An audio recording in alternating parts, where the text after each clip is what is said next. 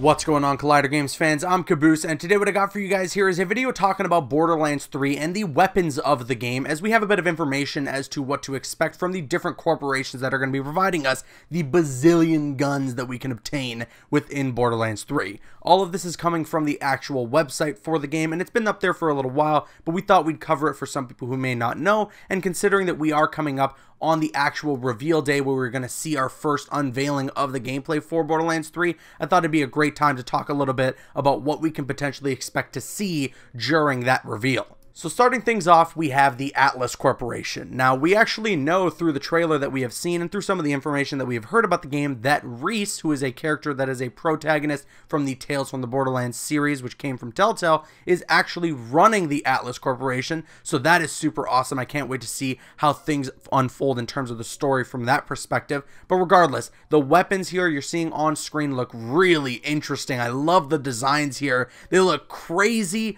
totally out there, and fit the Borderlands style perfectly. And the description that we have for Atlas's weapons is: Step 1, hit your enemies with tracker tags. Step 2, unleash a hail of smart bullets that track towards your targets. And Step 3, loot. So it seems that the Atlas Corporation weapons are going to have some form of tracking capabilities to where you won't even really have to worry too much about aiming precisely on your opponent. You just hit them with the tracker tag and shoot, and those bullets will track that enemy. So that sounds really interesting, and what I'm wondering, especially for all of these weapons coming from the different corporations listed here on this website, is will the descriptions listed for these weapons apply to every single weapon that comes from that corporation, or is that specifically going to be maybe for like the legendary version of a weapon or a legendary Atlas Corporation gun? I guess we'll have to wait and see, but regardless, what we do know is that in some way, shape, or form, there will be an Atlas weapon in Borderlands 3 that has tracking bullet capabilities. Moving on, we have the Doll Corporation, and the description for them goes as such: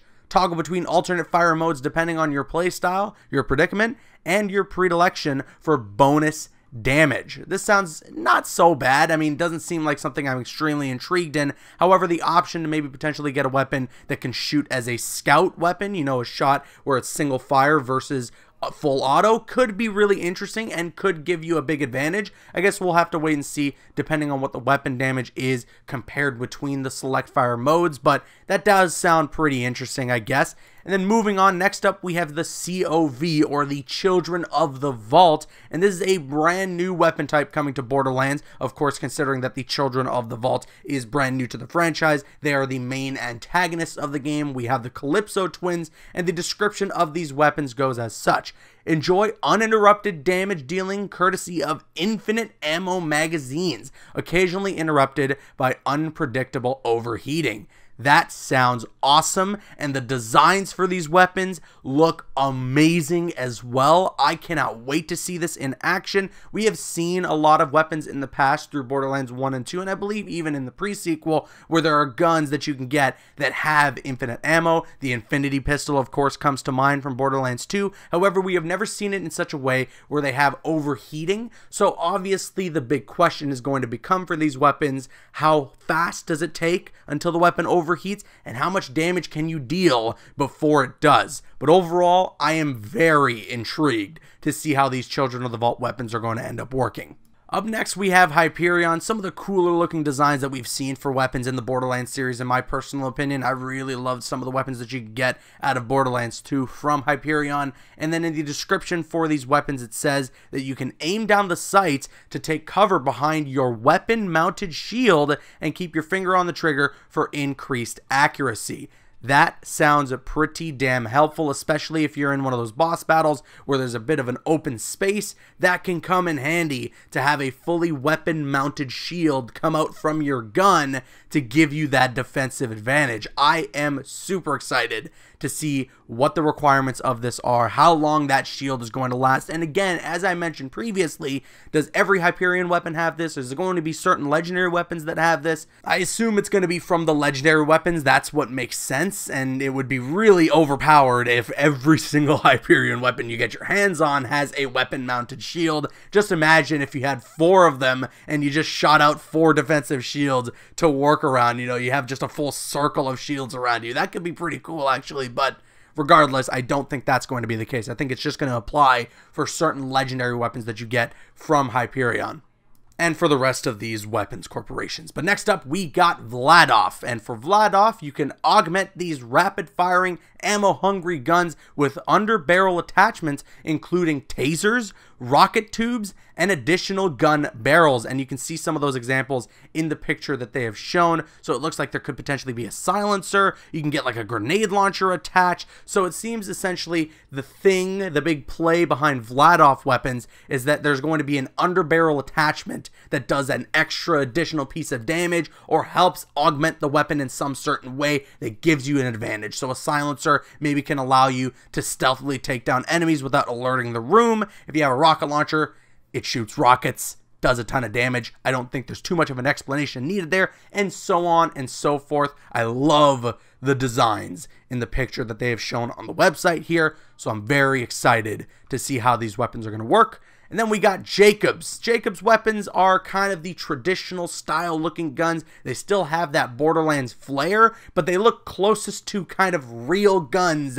that we have in the entirety of this slew of weapons that are available in the Borderlands series. And with Jacobs, we have the description here saying that you can deliver devastating critical hits to enemies soft and sensitives, then joy puke as your bullets ricochet towards other targets. So that is going to be the big play behind Jacobs weapons, is that they're going to have the capability to ricochet and hit additional targets. I think that's very exciting, and it seems as well that it won't necessarily just be a stray bullet that gets ricocheted. If you actually hit an enemy, the bullet will go through them and ricochet off of an object that could potentially hit another enemy. So that sounds pretty damn good if you ask me. Then we got Torg. All of these weapons designs shown on the website look awesome. There's one that just looks like this crazy grenade launcher. I love it. I'm so happy with these designs. And the description says that you can switch between regular and sticky projectile fire modes for the Torg weapons. Stickies do more damage if a bunch of them detonate on the same target. So that seems it can be very useful when you're fighting one of those giant bosses where you can have the time to attach a bunch of those sticky projectiles, whereas normally when you're in just a sea of enemies, you want to use the normal fire mode so that you don't have to worry about that tracking or about getting that precise shot on your opponent using those sticky projectiles. So overall, this seems like it could be a very strategic style of weapon, and I look forward to seeing it in action. And then the runner-up of the weapons manufacturers that we got for Borderlands 3, my favorite in all of the Borderlands series in terms of their designs, is Maliwan. These designs on the website look incredible. They have some of my favorite designs for weapons in Borderlands 2, and I love the way that you reload some Maliwan weapons, the way that you have to spin around that entire cartridge. For some reason, it is so satisfying to do. And the description for Maliwan weapons is probably one of the best out of all of them that I have shown you here in this video, and that is that you can toggle between two elements and charge your weapon and deal guaranteed elemental damage with your finger glued to the trigger. So that sounds super intriguing. Obviously, the fact that you can have a weapon with two elements applied to it that you can switch between, and when you use the charge shot, you get that guaranteed elemental damage, which can be extremely beneficial when you have certain elements that do more damage to specific enemies. And finally, we have reached Tediore, the final weapon manufacturer listed on the Borderlands website, which has the stipulation that I'm sure everyone wants to know about. This is the weapon that has legs. So the description of it is, toss your gun like a grenade to reload, which we've all known Tediore to do in previous Borderlands games. Then watch it pursue a nearby enemy as a fully loaded version digistructs in your hand. So when you reload a Tediore weapon, I'm assuming probably a legendary version or maybe even any version of a Tediore weapon, it will grow legs, chase after enemies, and a new loaded up version will reconstruct in your hands, and you can just rinse and repeat the process, I assume. I cannot wait to use Tediore weapons. This sounds amazing. It looked incredible, just absolutely exceptional to see a gun with legs chasing down enemies. It's going to have me bursting with laughter every single time, I guarantee it. And again, that brings us to the end of this little weapons breakdown for Borderlands 3. That is all the weapons manufacturers within this game, at least listed on the website, and the things that they are going to be capable of. Everything sounds incredible. I am so beyond excited to try out each and every one of these types of weapons, and we're so excited here at Collider Games to bring you guys more coverage from Borderlands 3. We are going to be at the actual gameplay reveal event, so we're going to be bringing you guys some coverage from that.